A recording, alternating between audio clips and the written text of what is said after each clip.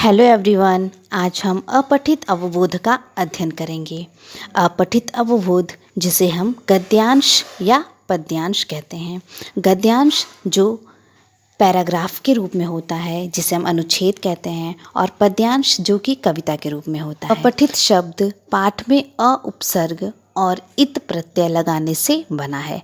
अपठित गद्यांश से तात्पर्य गद्य के ऐसे अंश से है जिसे पहले न पढ़ा गया हो। कहने का तात्पर्य है कि अपठित अवबोध अर्थात जो पहले से न पढ़ा हो। अपठित गद्यांश पाठ्य पुस्तक से नहीं लिए जाते। इन्हीं गद्यांशों के आधार पर कुछ प्रश्नों के उत्तर भी पूछे जाते हैं, अर्थात कि ऐसा अंश जो आपकी पाठ्य पुस्तक में ना होकर के बाहरी पाठ्यक्रम से आता है, उसे ही हम अपठित गद्यांश या पद्यांश लेखन की शैली कहते हैं। अपठित गद्यांश को हल करते समय हमें कुछ बातों का ध्यान रखना चाहिए। जैसे अपठित गद्यांश को ध्यानपूर्वक 2 से 3 बार पढ़ना चाहिए। मूल भाव को समझने का प्रयत्न करना चाहिए। प्रश्न तथा दिए गए विकल्पों को ध्यानपूर्वक पढ़ना चाहिए और उत्तर लिखते समय अनावश्यक शब्दों का प्रयोग नहीं करना चाहिए। अब हम उदाहरण के माध्यम से अपठित गद्यांश लिखना सीखेंगे। उदाहरण है, समय इस संसार की सबसे अमूल्य वस्तु है। यह न तो किसी की प्रतीक्षा करता है और न ही किसी के अधीन रहता है। कई व्यक्ति सदा समय की कमी की शिकायत करते हैं। वास्तव में काम न कर पाने का मुख्य कारण होता है आलस्य। यदि हम आलस्य त्याग कर समय को सोच समझकर विभाजित कर लें तो समय की कमी का अनुभव ही नहीं होगा। यूँ तो कहते हैं कि समय ही धन है, परंतु वास्तव में तो यह धन से भी अधिक मूल्यवान है।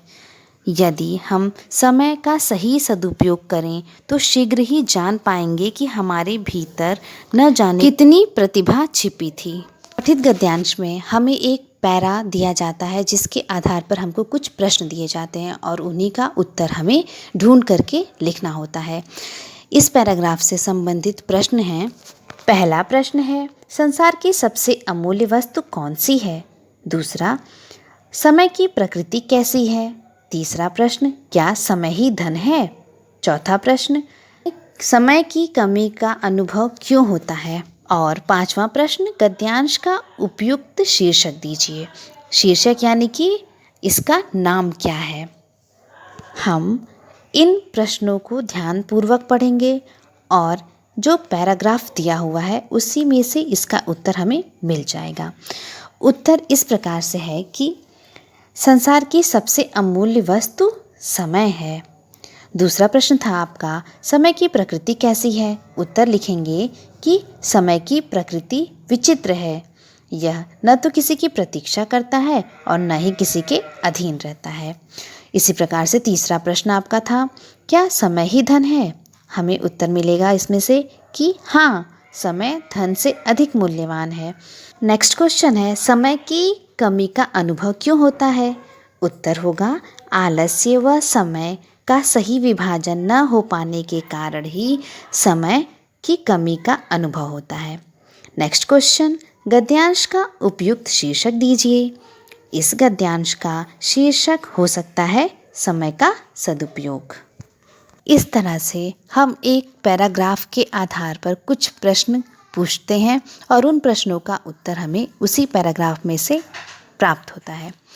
आज के इस होमवर्क में आपको एक पैराग्राफ दिया जा रहा है और कुछ प्रश्न पूछे जा रहे हैं, उनका उत्तर आप लिखेंगे।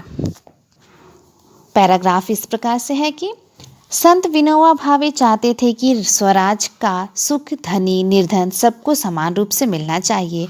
उन्होंने कहा कि हमें भारतीयों की सेवा के लिए सारे भेदभाव भुलाकर जुट जाना चाहिए।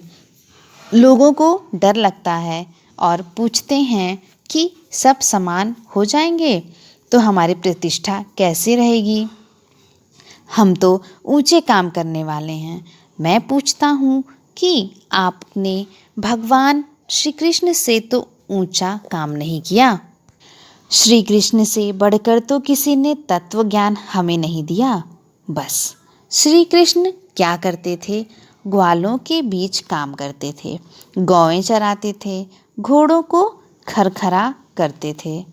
धर्मराज के यज्ञ में जूठन उठाने का काम उन्होंने अपने लिए मांग लिया। इससे संबंधित यहाँ पर 5 प्रश्न पूछे जा रहे हैं। पहला प्रश्न है, संत विनोबा भावे की हार्दिक इच्छा क्या थी?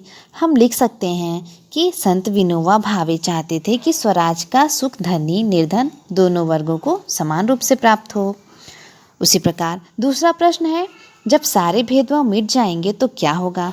आप लिख सकते हैं, लोगों के अनुसार जब सारे भेदभाव मिट जाएंगे तो उनकी प्रतिष्ठा धूल में मिल जाएगी क्योंकि वे ऊंचे लोग हैं। और अगला क्वेश्चन है, लोगों के अनुसार विनोबा जी उन्हें किसका उदाहरण देते थे? जब हम ध्यान से इसे पढ़ेंगे तो हमें इसका क्वेश्चन का आंसर मिलेगा कि विनोबा भावे जी उन्हें भगवान श्री कृष्ण का उदाहरण देते थे। उसके बाद अगला क्वेश्चन है, श्री कृष्ण ने क्या किया? श्री कृष्ण ने जहाँ एक ओर संसार को तत्व ज्ञान सौंपा, वहीं दूसरी ओर एक ग्वाला बनकर गायें चराईं, घोड़ों को दाना खिलाया और यहाँ तक कि धर्मराज के यज्ञ में जूठन भी उठाई थी। और आखिरी क्वेश्चन हमारा है कि उपर्युक्त गद्यांश का उपयुक्त शीर्षक दीजिए, यानी कि आप इसका नाम दीजिए। तो आप उत्तर लिखेंगे कि शीर्षक है स्वराज का सुख। आपको अपठित गद्यांश लिखना समझ में आ गया होगा कि एक पैराग्राफ दिया जाता है और उससे संबंधित प्रश्न पूछे जाते हैं और उनका उत्तर उसी गद्यांश से प्राप्त होता है। इस प्रश्न का उत्तर आप अपनी फेयर कॉपी में लिखेंगे। Thank you. Have a nice day.